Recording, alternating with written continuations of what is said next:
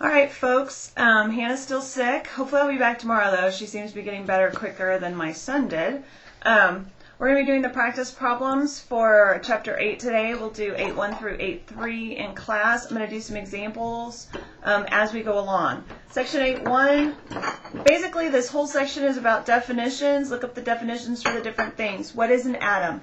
What is a molecule? Sorry, my son's making noise. 1 second, please. Sorry. Okay.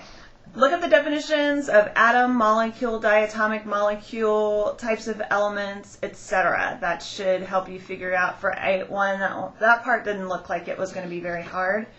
8.2, it wants you to draw the electron dot structures. I'm going to do one as an example. I'm not going to do the ones that are given.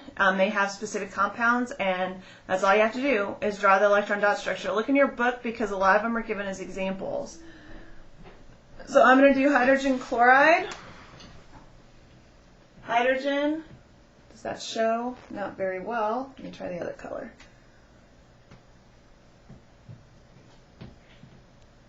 Ah, better. Hydrogen has 1. Chlorine has 7.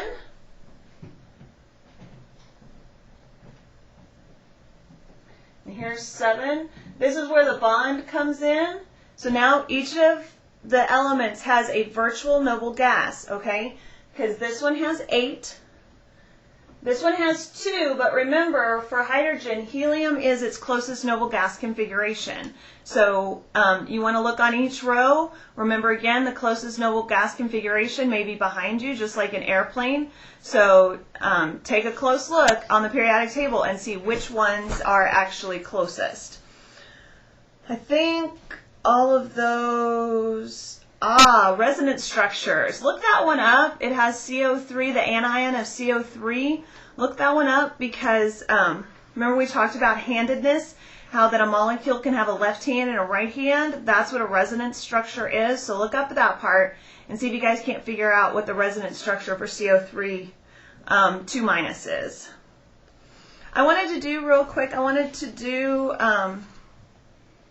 one of the examples in the book, it had to do with drawing polyatomic molecules that are anions or cations.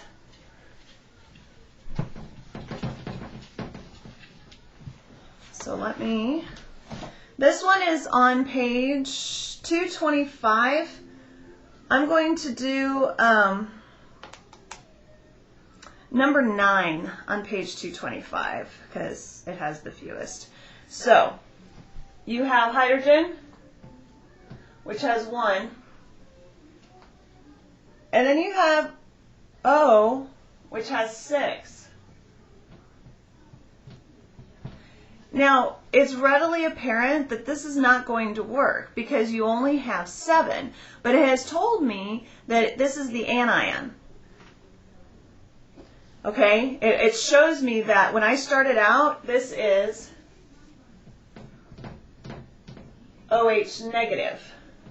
Okay, so I know that I get to have another electron. Let me draw this a little darker again.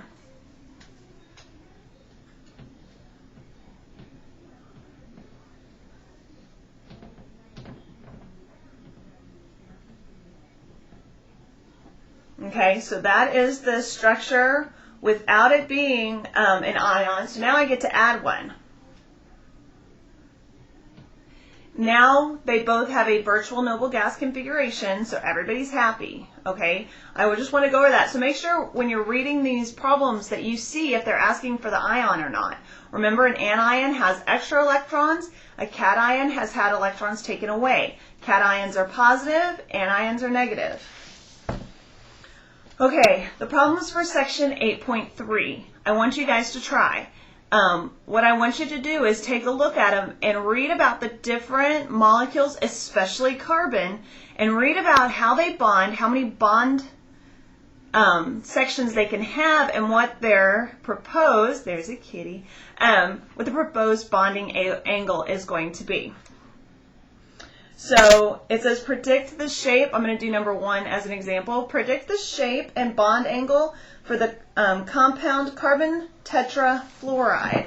And so turn in your books to page, let's see.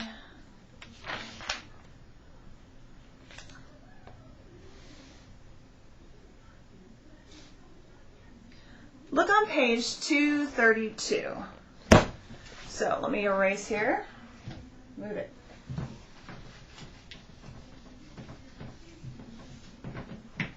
Now, I'm going to do this several ways because I want you guys to see that it's really all the same thing. So we've got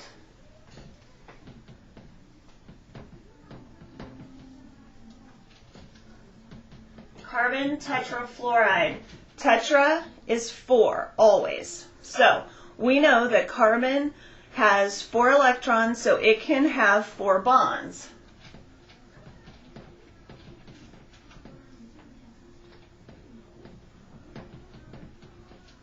And in this case, now remember, if I'd have done this with hydrogen, it would have been methane. But in this case, we're going to have carbon tetrafluoride.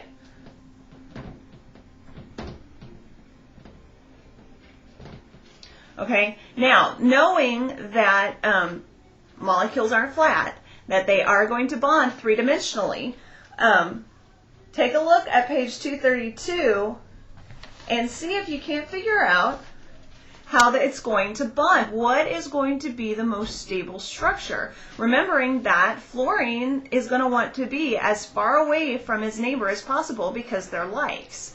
Okay? And so you end up having a molecule that's going to look more like this.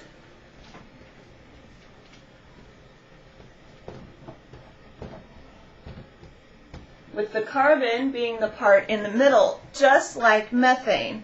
Okay, so in the first case, this is going to look more like, I'm thinking that the shape is going to be the tetrahedral shape, and then I think it also asked for the bond angle. So in that case, the bond angle is going to be 109.5, okay, and I think that they have various examples in here with the different kinds of bonds, so once you figure out what the bond is, and also you can figure out what your central atom is, the one that's doing the most bonding. The fluorines are obviously not bonding with each other. They have to be bonding with the carbon.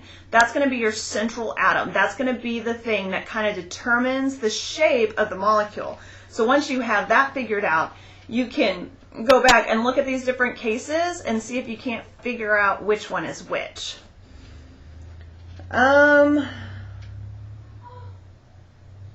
Oh, it says predict the types of orbitals. Knowing what I want you to do is for each different atom in that case, which is number 3 and 4 for section 8.3, I want you to go ahead and figure out what bonding level you're in. Are you SP, D, or F?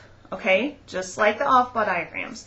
And then, knowing that about each one of your bonding atoms, I want you to figure out how these orbitals are going to combine to make a hybrid orbital. Is it going to be SP? What's it going to be? Make a prediction and see if you're right. Let's see. Oh, and then number 7, do your best. See if you can't figure out what kind of bonds. Remember that pi bonds and sigma bonds are only going to happen in the case of double and triple bonds. Okay, so you're going to have to figure out, sorry, the cat got really close. See, my pretty kitty. Anyway, double and triple bonds, you are going to want to try to figure out how this thing is bonded. It already gives you the electron dot structure, so now your job is going to be to figure out how that these things are actually bonded. All right, that's my cue. It's time for me to go. I will upload this to YouTube and have fun. Bye.